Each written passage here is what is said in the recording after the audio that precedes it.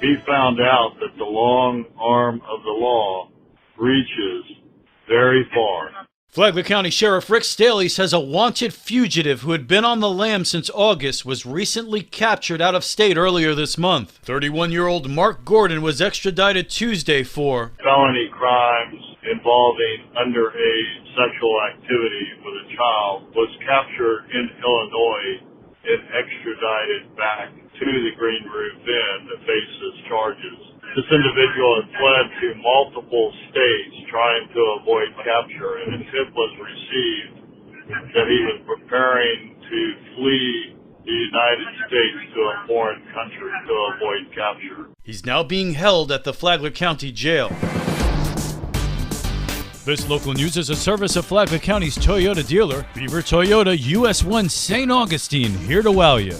We're learning more about the vision of the Advent Health Palm Coast president and CEO who took over the reins this summer. While it's only been a few months since the hiring of new Advent Health Palm Coast president and CEO, Denise Chubb, she has a lot to say about her qualifications. I've spent most of my time in very different avenues of healthcare. So I've been in the hospital CEO world for at least 15 years, but before that, I got to experience a lot of different areas of healthcare, which I think has made me understand how things work a little bit better. And she's enjoying Palm Coast, which is a bit of a shift from her rural roots in Kansas, growing up near a wheat field. I really am enjoying the East Coast. This is my first opportunity to really spend time on the East Coast of Florida, and I am loving it. Advent Health is currently building a new 100-bed hospital in Palm Coast, marking the single largest healthcare investment in Flagler County that Chubb will oversee during construction.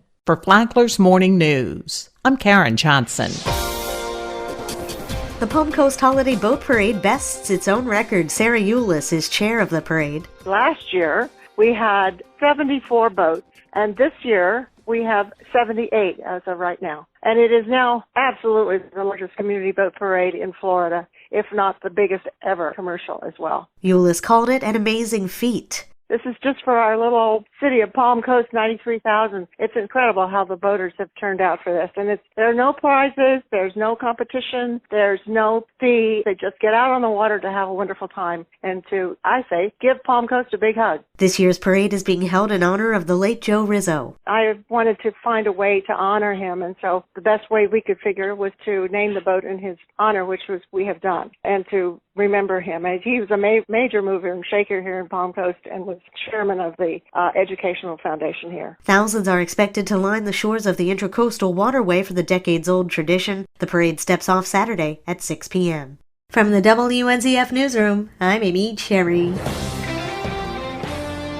What's on the menu at SMA? Chef Kirk Keith, who's the director of food service at SMA, says there are menus that he writes. He said that they recycle those menus every 4 weeks. 4 weeks from now, this Italian pork roast will come out the same as it did 4 weeks before. Chef says that's why the recipes for the menus are standardized. He also said that his menus and recipes have to go through more scrutiny. We also have to send the menus to a licensed nutritionist to have her sign off on them to certify that what we're serving is nutritious and good for the people. The Flagler Voice is on WNZF on Saturday mornings at 8:30 and on the Flagler radio app anytime you want to listen.